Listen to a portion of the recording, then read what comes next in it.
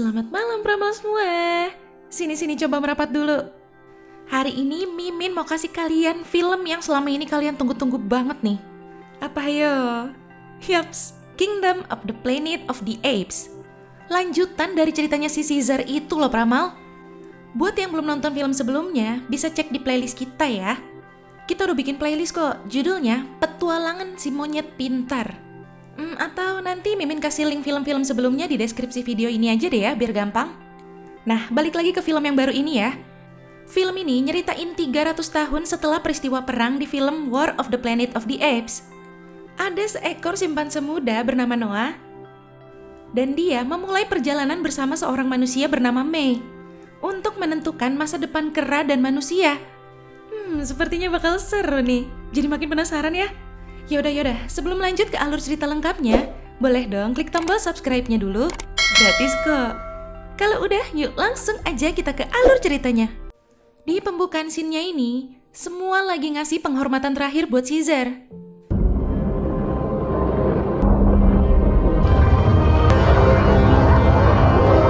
Dan kemudian alur maju nih, udah sampai ke beberapa generasi setelah kematian Caesar.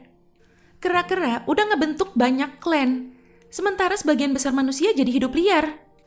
Ini ada Noah, Anaya, sama Suna, simpanse-simpanse remaja dari klan elang. Mereka lagi ngumpulin telur elang buat persiapan upacara kedewasaan mereka. Tapi di sarang elang yang mereka temuin ini cuma ada 3 telur. Ada aturannya, mereka nggak boleh ngambil semua telurnya, harus disisain 1 paling nggak. Jadi Noah terpaksa ngalah, biar 2 telur itu buat Suna sama Anaya aja duluan. Tiba-tiba kedengeran ada suara elang lain. Langsung disamperin tuh. Tapi ternyata akses ke sarangnya itu susah banget. Noah cari akal. Dan berhasil itu dia sampai ke sarangnya.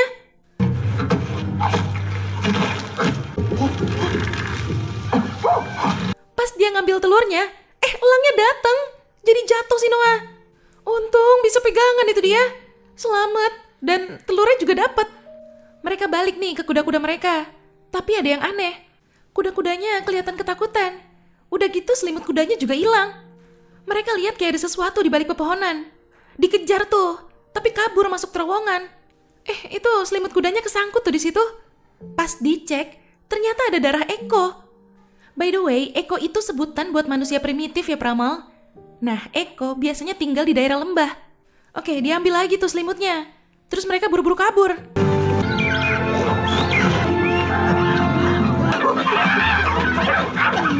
Ya, udah sampai nih. Noah langsung nemuin Dar, ibunya dia. Tapi ibunya nyuruh dia nemuin Koro, ayahnya, sekaligus pemimpin di klan itu. Ya udah, dia sekalian bawa tuh selimutnya, mau dikasih tahu ke ayahnya.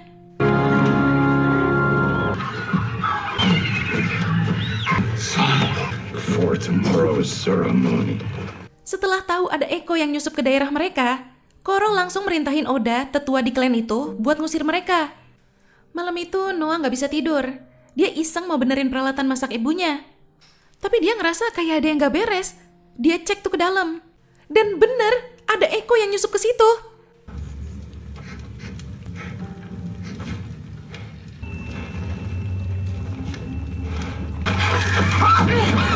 Pas mau ngejar, dia nggak sengaja mecahin telurnya.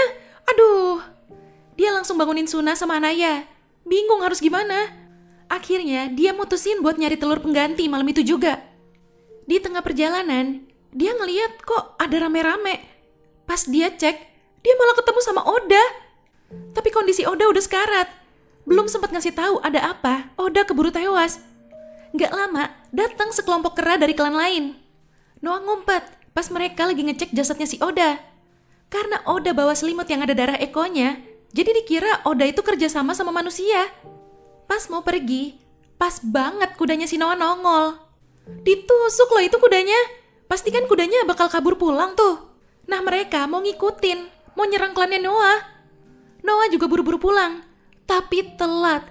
Pas dia sampai, desanya udah kebakar.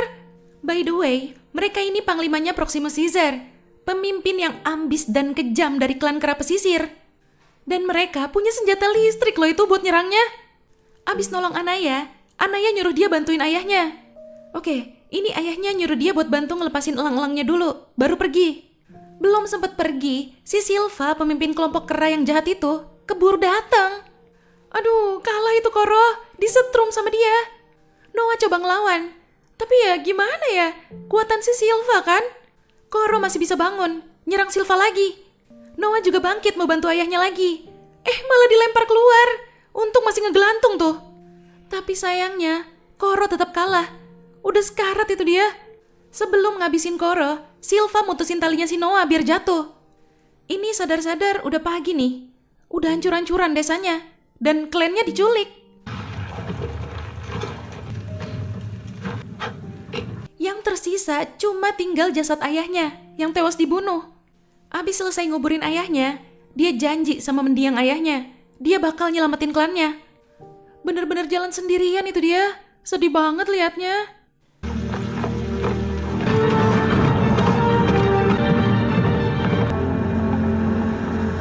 Dia nemuin kain yang selalu dipakai tuh sama ibunya. Lumayan lah ya, ada sedikit petunjuk arah. Sampai udah mau malam nih, mana cuaca juga lagi gak bagus. Takut tuh dia. Pas bangun besok paginya, di situ udah ada si Sun Eagle, piaraan ayahnya. Biasanya Sun Eagle tuh gak akur sama Noah. Noah coba manggil dia nih. Noah kira udah nurut kan?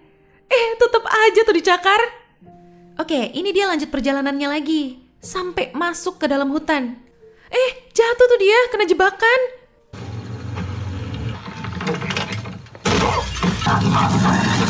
Dan di situ ada orang utan yang nodong dia.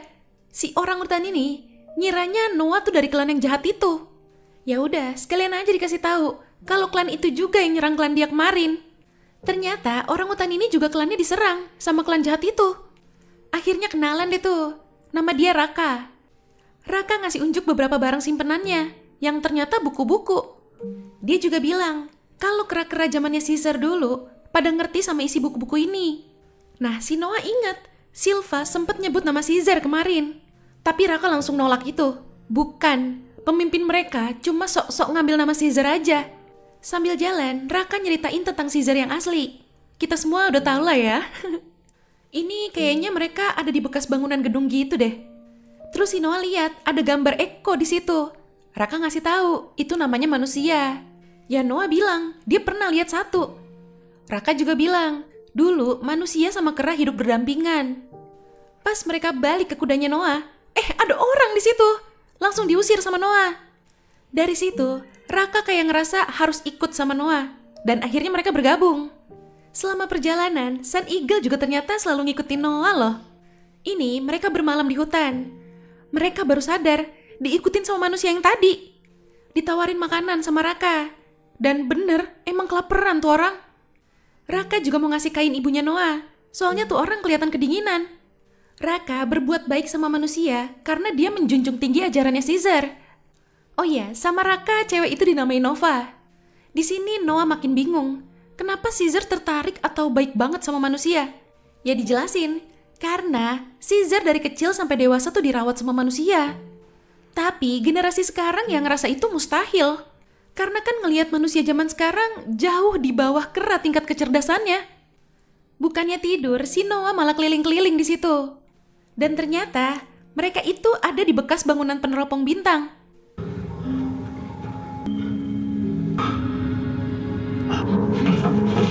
Tiba-tiba si Nova datang. Dia nyoba teropong bintangnya. Di situ Noah baru tahu kalau Nova gak sebodoh yang dia kira. Akhirnya diajak tuh si Nova ikut perjalanan sama mereka. Di tengah perjalanan, mereka nemuin banyak kuda bergaris. Iya, kuda bergaris mereka nyebutnya. Saking mereka gak taunya kalau itu tuh zebra namanya. Dan gak lama, muncul tuh banyak orang ke sungai itu. Raka langsung keinget pesan turun-temurunnya si Caesar. Harus nyelamatin umat manusia. Jadi Raka sama Nova bakal tetap di sini. Sementara Noah, dia harus tetap lanjut sendirian. Tapi sebelum itu, Raka ngasih dia kalung berlogo klannya Caesar. Biar dia selalu ingat siapa Caesar. By the way, kalian inget kan sama bentuk logonya itu? Yaps, bentuk jendela kamar Caesar yang dulu. Pas Nova lagi ngumpet, dia lihat Noah lagi nyariin dia sama Raka. Nah, baru juga jalan tuh si Noah. Sylvia sama pasukannya datang nyerang mereka.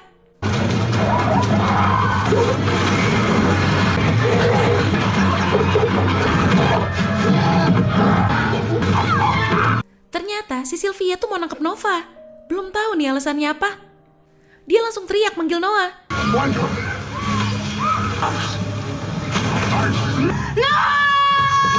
Noah juga kaget, ternyata si Nova bisa ngomong. Nova lari dan berhasil naik ke kudanya Noah. Mereka kabur tuh. Raka juga datang bantuin mereka. Akhirnya mereka ngumpul lagi nih bertiga. Nah, udah aman. Di sini Noah ngasih tahu Raka kalau tadi si Nova bisa manggil nama dia. Si Raka pun nggak percaya karena nggak denger langsung kan. Si Novanya sendiri yang ngomong. Dia ngasih tahu nama dia itu Mei. Dan dia juga bilang kalau dia tahu kemana mereka ngebawa klannya Noah. Mereka dibawa ke pemukiman tepi pantai. Semua udah istirahat, tapi si Noah nggak bisa tidur. Akhirnya dia benerin senjata listrik yang tadi dia rebut itu. Lumayan kan buat jaga-jaga. Dan ini udah besok paginya. Mereka OTW ke pemukiman itu. Pas ngelewatin jembatan, mereka dikepung dua arah sama Silva dan pasukannya.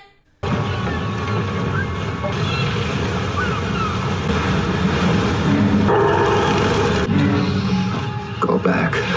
Mei berontak, jadi kecemplung tuh dia. Mana arusnya deres banget lagi. Masih bisa pegangan ke jaring si Mei. Sementara Raka turun mau bantu dia. Mei berhasil diselamatin. Tapi si Raka masih pegangan di jaring. Diputusin dong itu jaringnya. Raka hanyut. Jahat banget si Silva. Akhirnya Noah sama Mei ditangkap. Mereka dibawa ke pemukiman kera. Setelah sampai di sana, Noah sama Mei dipisah. Mei dibawa sama Silva. Sedangkan Noah disuruh gabung sama yang lain.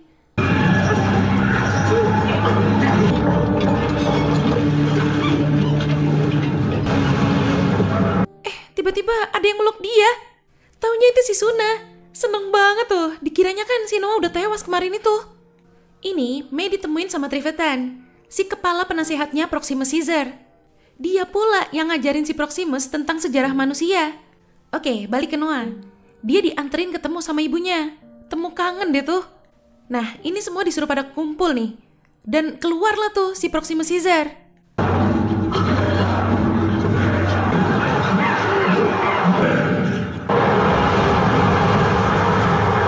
Bener, emang dia ngaku-ngakunya sebagai Caesar. Tapi Noah udah tahu kebenarannya dari si Raka.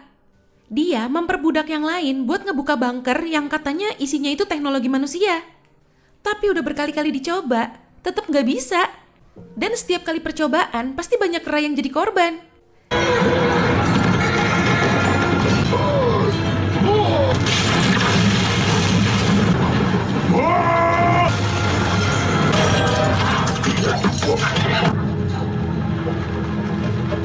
Ini Noah, Mei sama Trivetan diundang makan malam sama si Proximus. Proximus ngejelasin kalau mereka harus mempelajari teknologi manusia buat ngebangun dunia. Dan kenapa dia nangkep Mei? Karena dia nemuin peta di barang bawaannya Mei. Dia yakin itu peta buat masuk ke bunkernya. Mei nggak mau ngasih tahu apa-apa. Dia tetap nggak mau kalau kera nguasain dunia.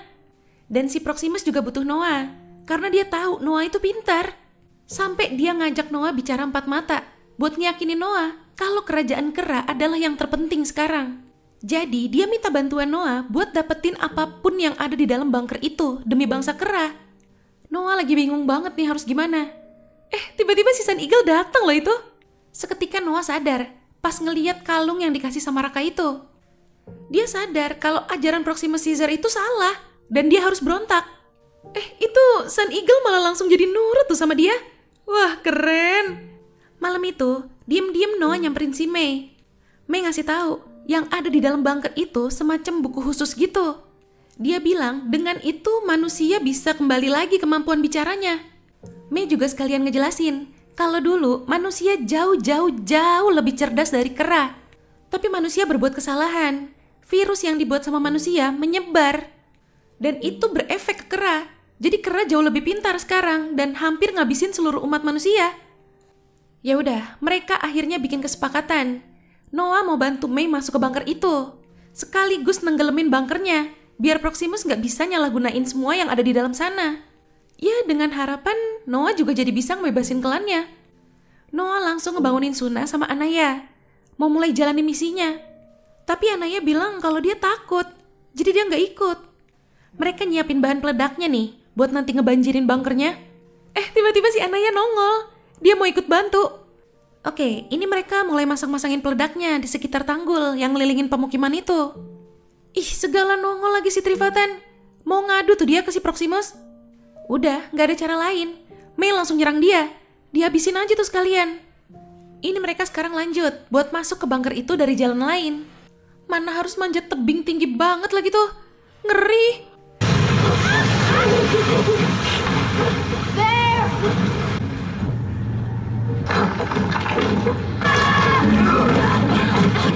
Nice, udah sampai nih. Mereka mulai nelusurin dalamnya.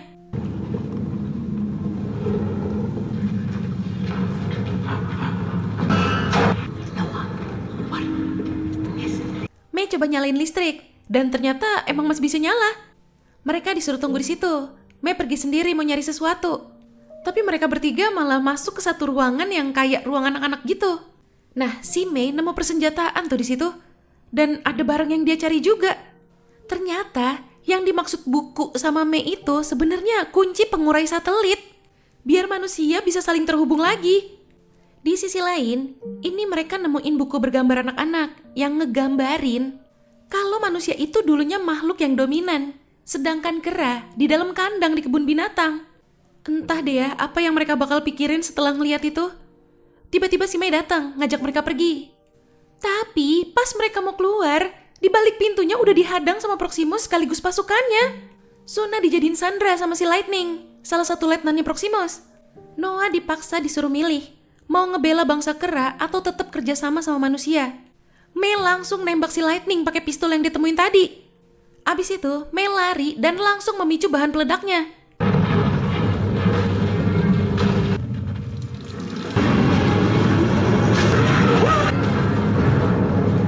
Seketika air masuk dan ngebanjirin bunker itu. Ya walaupun Noah sama klannya juga jadi kena tuh ya, tapi cuma itu satu-satunya cara. Noah mimpin klannya buat naik ke tempat yang lebih tinggi.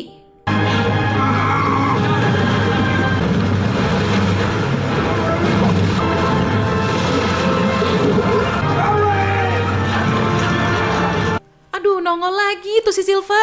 Noah dikejar. Noah ngegocek-gocek Silva sampai akhirnya kejebak tuh.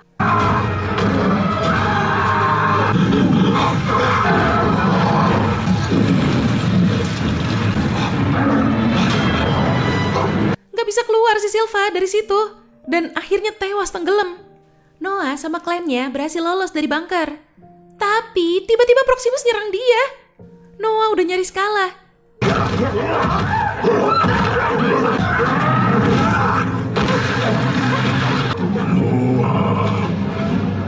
Dia langsung coba manggil elang piaraan klan mereka, minta bantuan.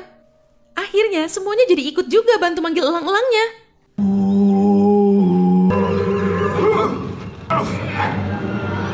Sun Eagle datang dan langsung nyerang si Proximus. Baru deh tuh datang elang-elang lain yang akhirnya jatuhin si Proximus ke laut.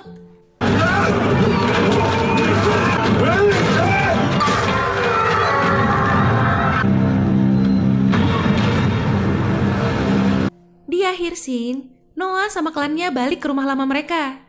Mereka harus ngebangun ulang desa mereka yang udah hancur. Tapi tiba-tiba si Mei datang. Dia mau ngucapin selamat tinggal. Di sini Mei ngejelasin kenapa dia ngancurin bunkernya. Semata-mata biar kera nggak bisa salah gunain senjata yang ada di sana, karena bahaya. Ya Noah sebagai bangsa kera juga nggak mau keadaannya jadi mundur lagi kayak dulu. Apalagi mereka ngerasa udah kuat, bahkan jauh lebih kuat dari sebelumnya kan. Jadi Noah bertanya-tanya, apa kera sama manusia emang bisa hidup berdampingan? Dan Mei pun sama, dia juga nggak tahu jawabannya. Sebelum pergi, Noah ngasih kalung itu ke Mei, karena itu hal penting yang harus selalu diingat. Setelah perpisahan itu, Noah ngajak Suna ke tempat peneropong bintang. Sementara Mei, dia pergi ke pemukiman manusia di pangkalan satelit, yang lokasinya benar-benar terisolasi dari dunia luar. Dia ke sana mau ngasih kunci pengurainya, biar manusia bisa ngaktifin satelit lagi.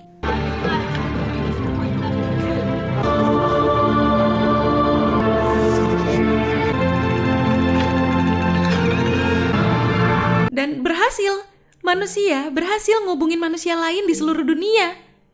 Ya, itu tadi alur cerita dari film Kingdom of the Planet of the Apes. Gimana Pramal? Seru banget kan? Seri Planet Apes tuh emang gak pernah gagal sih ya. Oke Pramal, jangan lupa ya follow Instagram kita @radiomalam.id. Sampai jumpa di ulasan alur cerita selanjutnya. Selamat malam.